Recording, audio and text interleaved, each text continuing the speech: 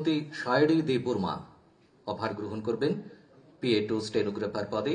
শ্রীমতী শায়রি দেববর্মা।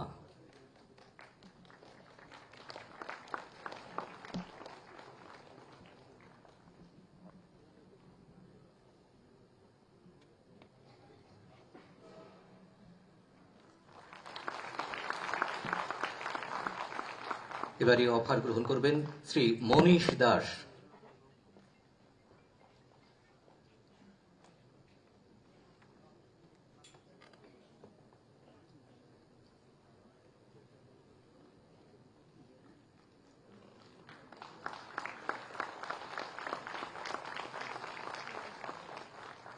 এবারে অফার গ্রহণ করবেন শ্রীমতী সীতারা চক্রবর্তী।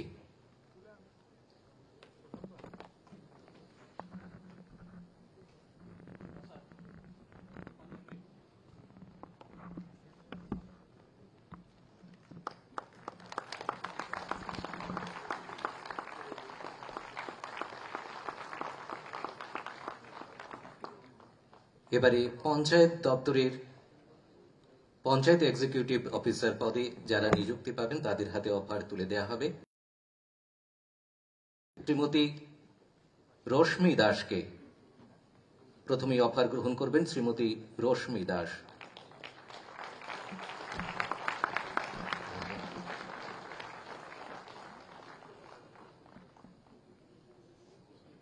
প্রথমেই আমি মনীষা সাহাকে মঞ্চে এসে অফার গ্রহণ করবার জন্য আহ্বান রাখছি। মনীষা সাহার জন্য সবাই একটু দাঁড়িয়ে আপনারা করতালি দেবেন। অদম্য ইচ্ছা শক্তিকে সহায়তা করে কিভাবে এগিয়ে চলতে হয় তার জ্বলন্ত উদাহরণ মনীষা সাহা। দিব্যাঙ্গজন হয়েও লড়াই করেছেন জীবনের সঙ্গে। মেধাকে সঙ্গে করে BSc অনার্স করেছেন ম্যাথ বিভাগে। আজ ত্রিপুরা পাবলিক সার্ভিস কমিশনের মাধ্যমে মেধার ভিত্তিতে তিনি অর্জন করেছেন পঞ্চায়েত দপ্তরের পঞ্চায়েত এক্সিকিউটিভ অফিসারের পদ। মাননীয় মুখ্যমন্ত্রী মহোদয়ের হাত থেকে অফার গ্রহণ করলেন। সবাই আরো একবার তার জন্য জোরে করতালি আশা করব।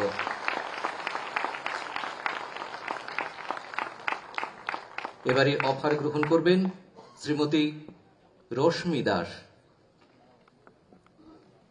পঞ্চায়েত দপ্তরে আজকের অনুষ্ঠানের মাধ্যমে 395 জনের হাতে অফার তুলে দেওয়া হবে।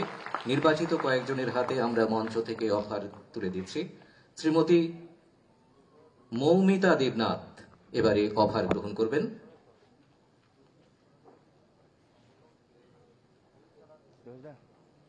পঞ্চায়েত এক্সিকিউটিভ অফিসার পদে এবারে অফার গ্রহণ করবেন শ্রীমতী মৌমিতা দেবনাথ।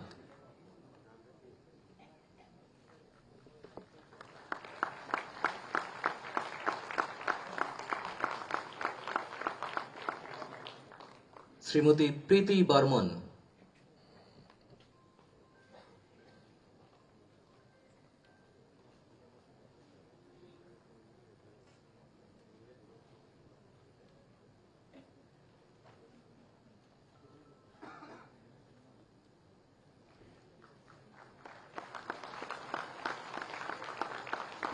পঞ্চায়েত দপ্তরে পঞ্চায়েত এক্সিকিউটিভ অফিসার পদে অফার গ্রহণ করছেন শ্রীমতী প্রীতি বর্মন।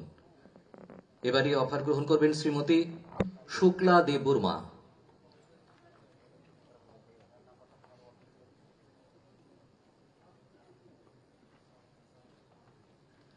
শ্রীমতী সালকা দেববর্মা।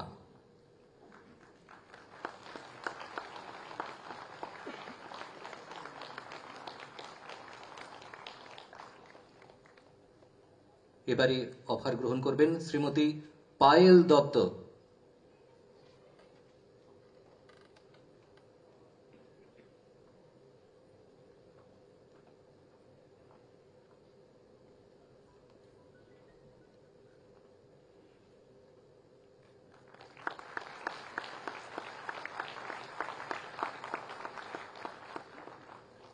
এবারে অফার গ্রহণ করবেন মোহাম্মদ জওয়েল আক্তার।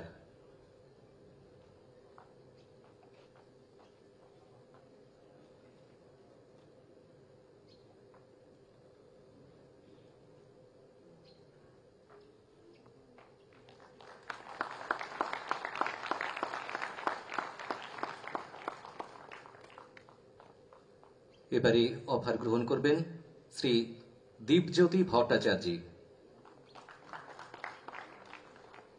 পঞ্চায়েত এক্সিকিউটিভ অফিসার পদে এবারে অফার গ্রহণ করবেন শ্রী দীপজ্যোতি ভট্টাচার্য।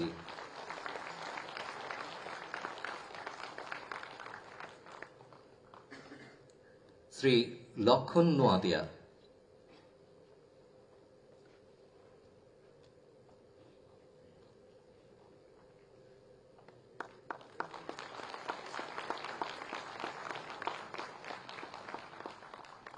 শ্রী অনুপ মারাগ,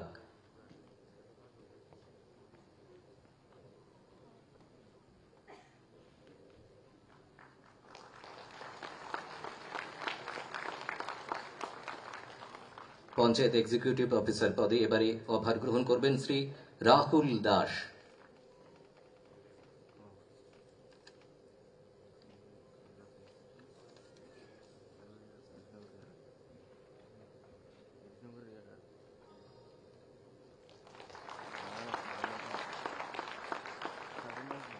এবারে সমাজ কল্যাণ ও সমাজ শিক্ষা দপ্তরে আইসিডিএস সুপারভাইজার পদে অফার তুলে দেওয়া হবে। প্রথমেই অফার গ্রহণ করবার জন্য মঞ্চে আহ্বান করছি শ্রীমতী শুভতারা বেগমকে।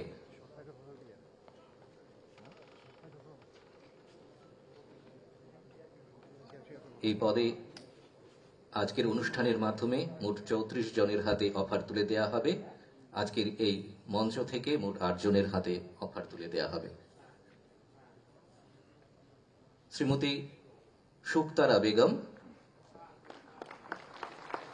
এরপর একে একে মঞ্চের সামনে চলে আসবার জন্য অনুরোধ রাখছি শ্রী শুভ্রজিৎ পাল, শ্রী দেবার্ঘ ভট্টাচার্য, শ্রীমতী রেশমা রিয়াং, শ্রী জয়শ্রী সাহা, শ্রী প্রশান্ত দেবনাথ, শ্রী শুভ্রজিৎ বর্মন এবং শ্রীমতী সুস্মি চাকমাকে।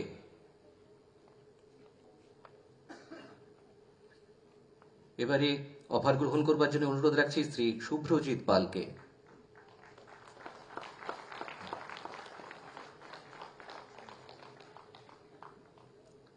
শ্রী দেবার্ঘ ভট্টাচার্য,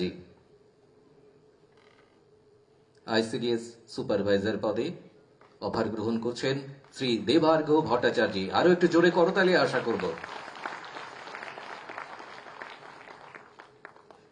শ্রীমতী রেশমা রিয়াং,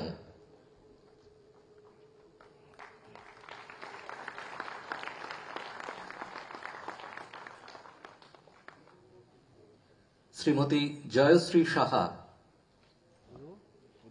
সমাজ কল্যাণ ও সমাজ শিক্ষা দপ্তরে আইসিডিএস সুপারভাইজার পদে অফার তুলে দেওয়া হচ্ছে। শ্রীমতী জয়শ্রী সাহা,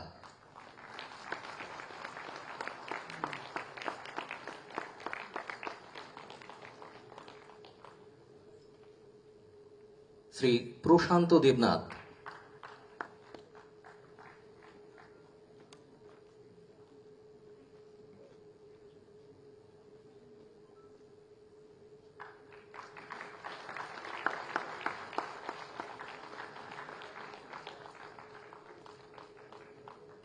শ্রী শুভ্রজিৎ বর্মন,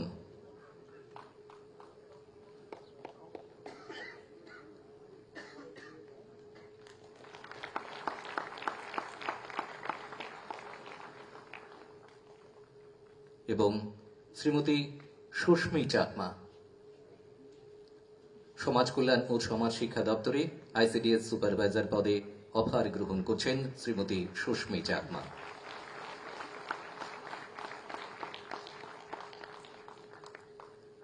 সবাইকে অনেক অনেক ধন্যবাদ। এবারে আমাদের আজকের অনুষ্ঠানের প্রধান অতিথি রাজ্যের মাননীয় মুখ্যমন্ত্রী প্রফেসর ডাক্তার মানিক সাহা মহোদয়কে অনুরোধ করব আমাদের উদ্দেশ্যে কিছু বলবার জন্য।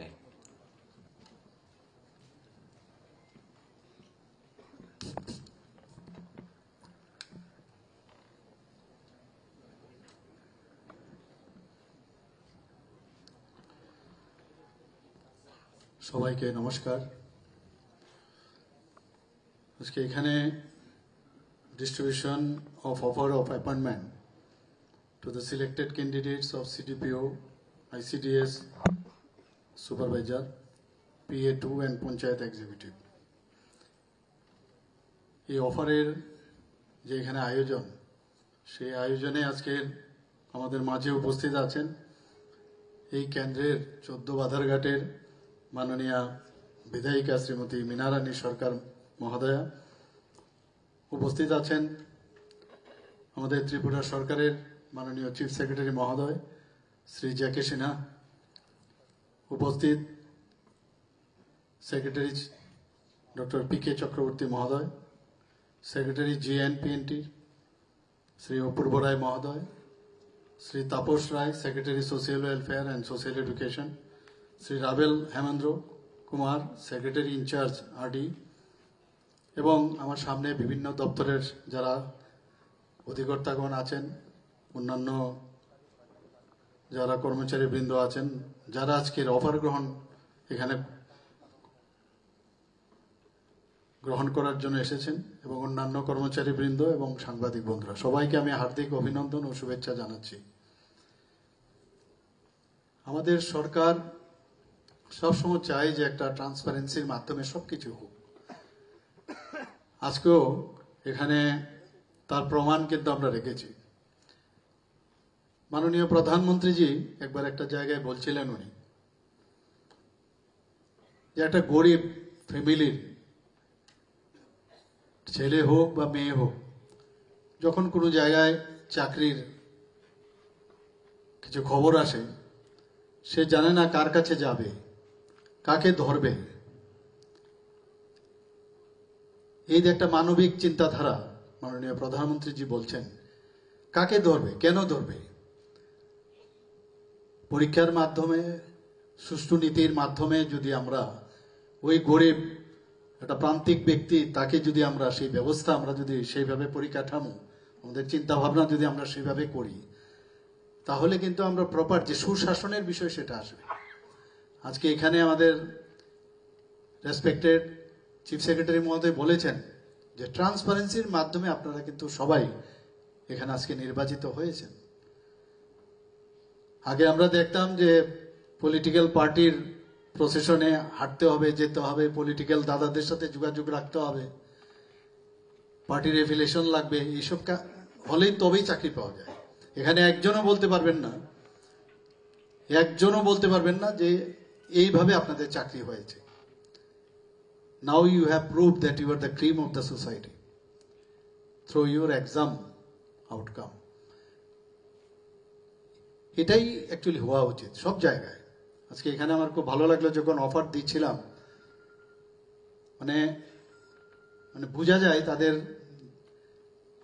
যে কি বলবো, তাদের যে এখানে আসছিল এবং বলার যে স্টাইল, সবকিছুই বডি ল্যাঙ্গুয়েজ বলছে সত্যি তারা তাদের যে কাজের জন্য ওরা নির্বাচিত হয়েছে, হয়তো ভবিষ্যতে আরো অনেক কিছু হতে পারে, শুধু এখানেই শেষ নয়, হবে। এবং এটা আমাদের জন্য একটা গর্বের বিষয় যে ত্রিপুরার ছেলেমেয়েরা, মানে আমরা স্মার্ট সিটির কথা বলি, স্মার্ট ক্লাসের কথা বলি, কিন্তু all aspect they are very smart now. স্মার্টের অর্থই না যে মানে এক্সট্রা কিছু একটা দেখালাম সেরকম না, সব বিষয়ে স্মার্ট, তার সাবজেক্টের উপরে স্মার্ট। চিফ সেক্রেটারি মহোদয় বলছিলেন, যারা আপনারা হয়তো অফিসে গেছেন, যারা টেবিলে বসেছিল তাদের ওই প্রান্তে আপনারা দাঁড়িয়েছিলেন, কতবার যেতে হয়েছে। আমরাও যেতাম আগে, আমরাও গেছি অফিসে, কিন্তু আজকে আপনারা যেখানে চেয়ারে অন্যরা বসেছিল সেখানে আজকে আপনারা বসবেন। যে জায়গায় এখানে বিভিন্ন দপ্তরে আপনাদের অ্যাপয়েন্টমেন্ট হয়েছে, তখন আপনারা বুঝবেন যে আমি আগে যেভাবে ভাবতাম সেটা এরকম না। এখন you are the family members of Tripura government. এবং এখন আমরা অনেক যারা কর্মচারী আছে তাদের কথা আমরা কিন্তু, তারা রিটায়ার্ড হয়ে গেছে হয়তোবা, অনেকে ইহলোকেই নেই, তাদের কথা আমরা বলি কিন্তু এখন। এবং শুধু চেহারা দেখে নয়, ওদের কাজের কারণে কিন্তু, এবং কাজের কোনো সাবস্টিটিউশন নেই। এখনো কোনো অফিসে যখন কোনো কথা উঠে যে ওই জায়গায় কাকে দেওয়া যায়, ওই জায়গায় কাকে দেওয়া যায়, তখন কিন্তু টেবিলের মধ্যে যে একটা মতামত আসে বলে আরে ও তো খুব কাজের, খুব ভালো কাজ জানে। এটা আপনাদের সবার কিন্তু সেটা প্রুফ করতে হবে। আমি জানি এখন আপনারা পারবেন সেটা, আপনারা অনেক বেশি জানেন, অনেক পড়াশোনা করে তবেই এটা কিন্তু আপনারা ক্লিয়ার করেছেন। তো মাননীয় প্রধানমন্ত্রীজি যেটা বলছেন যে স্বচ্ছ নীতি, স্বচ্ছ ব্যবস্থা, সেই দিকে আমরাও কিন্তু ত্রিপুরা সরকার সেইভাবে আমরা কাজ করছি। এবং এই অফারে আজকে যারা যারা পেয়েছেন তারা নিশ্চয়ই মানে আমি বলবো যে খুশি, সবই খুশি, এবং ফ্যামিলির লোক যারা আছে সবাই খুশি। একজন মেয়েকে দেখলাম, তার ছোট মেয়েকেও এখানে এসছে। তো এটা কত বড় একটা আনন্দের বিষয়, সমস্ত ফ্যামিলির মধ্যে একটা আনন্দের একটা বন্যা বয়ে যাবে, আমি বলবো আনন্দের খুশির বিষয় একটা। কিন্তু এই খুশি যেন কাজে, it should be translated into your action, in work, সেটা আমরা আশা করি। এবং এই যে 473 জনকে আজকে এখানে অফার, কিছু তো আমরা এখানে দিলাম, আর বাকি যে অফার সেগুলো দেওয়া হয়ে যাবে। আমি আশা করি যে আপনারা আমরা এক ত্রিপুরা শ্রেষ্ঠ ত্রিপুরা যেটা আমরা বলছি বারবার, সেটা নির্মাণ এবং এক ভারত শ্রেষ্ঠ ভারত মাননীয় প্রধানমন্ত্রীজি বলছেন, সেটা আপনাদের উপরও ডিপেন্ড করবে। এখানে বারবার অনেকে অনেক কথা বলেন যে চাকরি নেই, চাকরি নেই, ত্রিপুরা সরকার মানে প্রচুর বেকার। শুধু আমরা চাকরির উপর ভিত্তি করছি না, এখানে যারা চাকরি পেয়েছেন তারা ভাগ্যবান আমি বলবো না, কিন্তু এই ভাগ্যটা আপনারা নিজেদের কারণে আপনারা নিজেরা ছিনিয়ে নিয়েছেন। This is your rights. কিন্তু অনেকে আছে আমরা চাকরি করতে চান না, তারা আজকে আমাদের start up India, stand up India, এসএইচজির মাধ্যমে এন্টারপ্রেনারশিপ হচ্ছে এখন চারিদিকে। তো সেইভাবে অনেকে কাজ করছে, যে যেভাবে আছে সেইভাবে যাচ্ছে। কিন্তু চাকরি নেই, চাকরি নেই, এই কথাগুলো কিন্তু প্রায়শ আমরা শুনি। আমার কাছে একটা ডাটা আছে, আমি খালি আপনাদের সামনে তুলে ধরতে চাই যে 2018-19-এ আমাদের গ্রুপ এ তে 99 চাকরি হয়েছে, 2019-20 4 জন, 2020-21-এ 40 জন, এবং 2021-22-এ 223, এবং 2022-23-এ 147, 2023-24-এ 28 জন। গ্রুপ বিতে আমাদের 18-19-এ 1 জন, 2019-20-তে 3 জন, 20-21-এ 4 জন, 21-22-এ 16 জন, এবং 22-23-এ 77 জন, 23-24-এ 7। গ্রুপ সিতে কতজন? 18-19-এ আমরা 986 জনকে আমরা চাকরি দিয়েছি। গভর্নমেন্ট চাকরিগুলো, আউটসোর্সিং আছে প্রচুর জায়গায়, আমরা আউটসোর্সিং প্রচুর, বিধানসভায় কিন্তু আমরা বলেছি কতজন মানুষকে আমরা অ্যাবজর্ব করেছি। 2019-20-তে গ্রুপ সিতে 965 জন, 20-21-এ 629 জন, 21-22-এ 2699 জন, এবং 2022-23-এ 5044 জন, 2023-24-এ 1966। তাহলে বলছে চাকরি নেই, চাকরি দেওয়া হয় না। গ্রুপ ডিতে আমরা 2018-19-এ 100 জনকে দিয়েছি, 2019-20-তে 174 জন, এবং 20-21-এ আমরা 121 জন, 21-22-এ আমরা 134, 22-23-এ 116, 2023-24-এ আমরা 78 জন। তো সর্বমোট আমরা 13,661 জনকে আমরা গভর্নমেন্ট চাকরি আমরা দিয়েছি। তো ভাববার বিষয়, অনেকে বলেন এগুলো, কিন্তু আমরা মানে কাজে বিশ্বাসী, আমরা তো প্রচারটা কম করি। তো এই কারণেই অনেকে যারা বিরোধিতা করেন তারা এগুলো বলে খুব করে। তা আমরা ট্রান্সপারেন্সির মাধ্যমে আমরা চাকরি দিতে চাই, সব জায়গায় ট্রান্সপারেন্সি আমরা রাখতে চাই। আজকে যারা এখানে এসছেন, আমি বেশি কিছু বলবো না, মাননীয় আমাদের চিফ সেক্রেটারি মহোদয় বিস্তর আলোচনা আপনাদের বিষয়ে বলেছেন। আপনাদের ট্রেনিং দেওয়া হবে।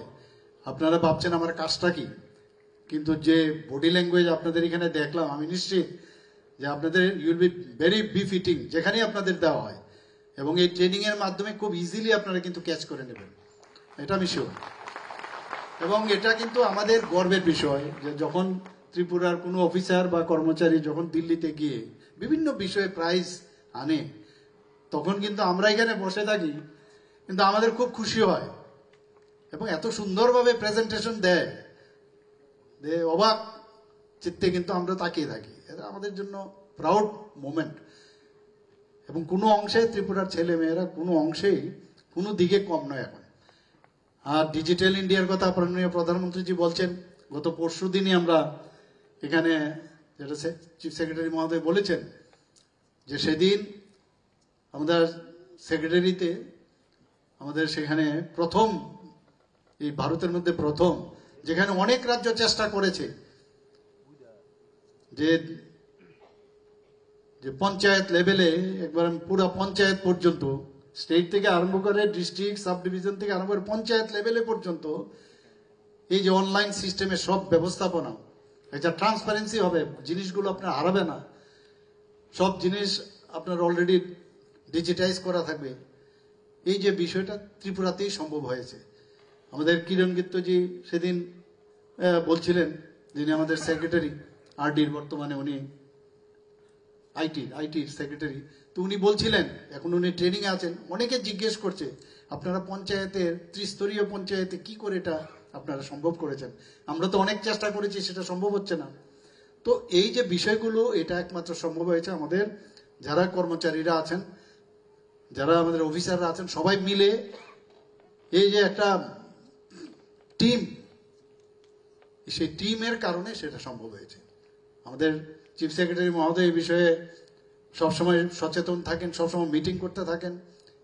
ডিএম যারা আছেন, সেক্রেটারি থেকে আরম্ভ করে ডিএম, এসডিএম, বিডিও যারা আছেন, সবাই কিন্তু একটা এক সূত্রে বাঁধা। এখন একটা টিপ দিলে আমরা এখন পঞ্চায়েতের সেক্রেটারির সাথে আমরা কথা বলতে পারবো।